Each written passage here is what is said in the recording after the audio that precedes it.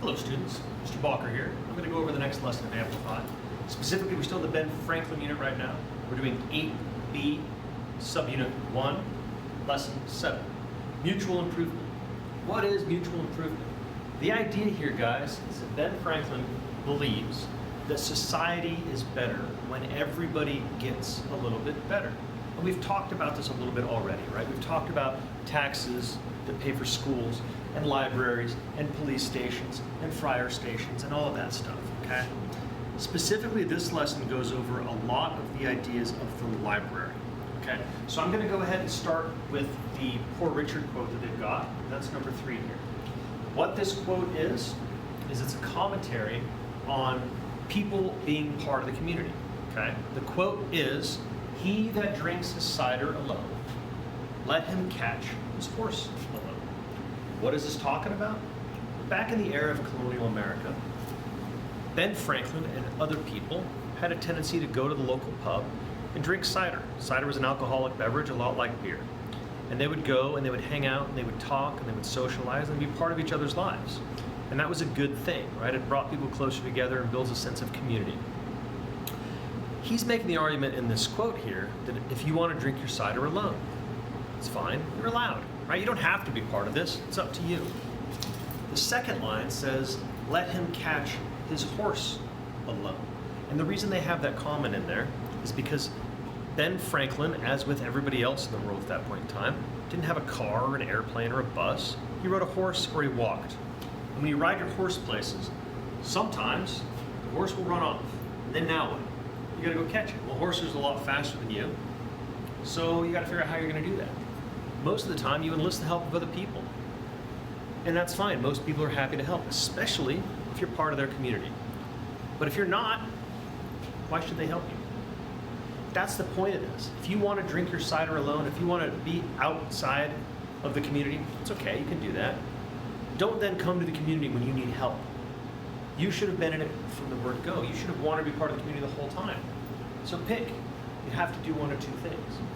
So that leads really naturally into this lesson, talking about the library itself. So when you click on slide number 4 here, it talks about the library. He kind of accidentally made the first library in colonial America through his Junto Club. The Junto Club is his group of friends that he hung out with, and they would exchange ideas, they would read books, and everybody kind of brought their books to the club. And that allowed everyone to have access to a wide range of knowledge. It wasn't just his books, it was all of their books, and so they could all learn together, and that made it a lot more cost effective. I mean, if you think about it, you guys obviously have got access to the internet these days, but look at a library. Is it effective for the average person to go and buy every one of those books because they want to read them? No way. It'd be thousands of books in your house. It'd be a disaster, and it would be expensive. So by having a library, you kind of pool your resources, pay a little bit, because you're only going to use the book the one time, right? Maybe twice if you really enjoyed it. That's the idea of it. And so he kind of accidentally made one, and then he wants to expand it and say, hey, I think we should do this for everybody. Rather than just my club, we should have a library for everyone. And so he builds this proposal, he gets a place rented, and he goes out door to door and he says, hey, you should join the library. It costs a little bit of money up front, a little bit of money every year. You have access to all this information. You'll get smarter, and everybody else will get smarter. It'll be great. And out of the gate, some people don't want to join.